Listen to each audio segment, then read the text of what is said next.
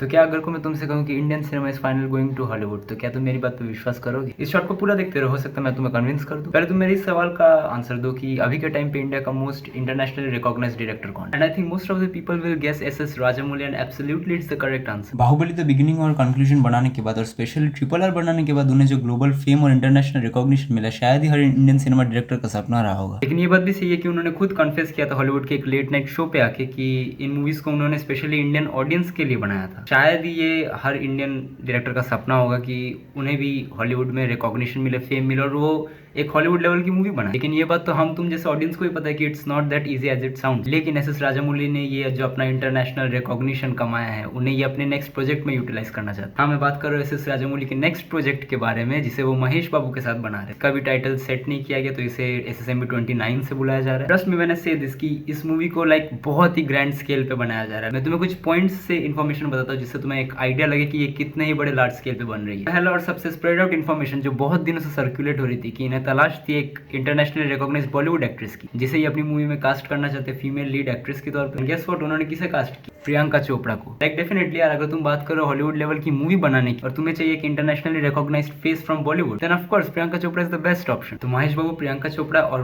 कहा जा रहा है कि नेगेटिव रोल के लिए पृथ्वीराज सुकुमारन को कास्ट किया गया है। और कुछ दिनों से रूमर्स भी फैल रहे कि जॉन अब्राहम ने इस मूवी को ज्वाइन किया। दूसरा, PS विनोद लौट के आ रहे इस मूवी के सिनेमाटोग्राफर के तौर पर। तीसरा पॉइंट और वेरी इंपॉर्टेंट, इस मूवी का बजट गेस करो।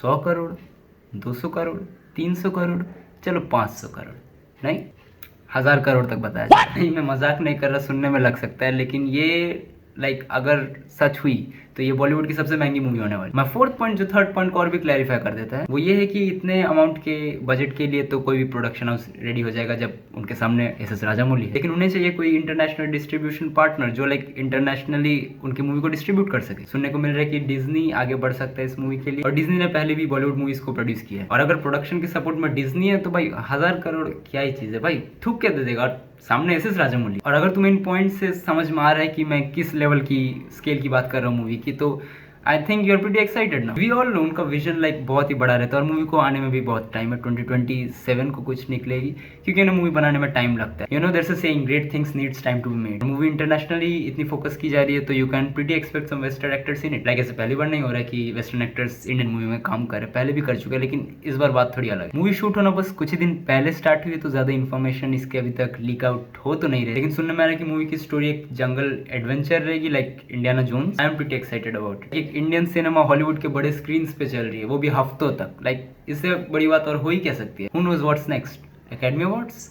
May be.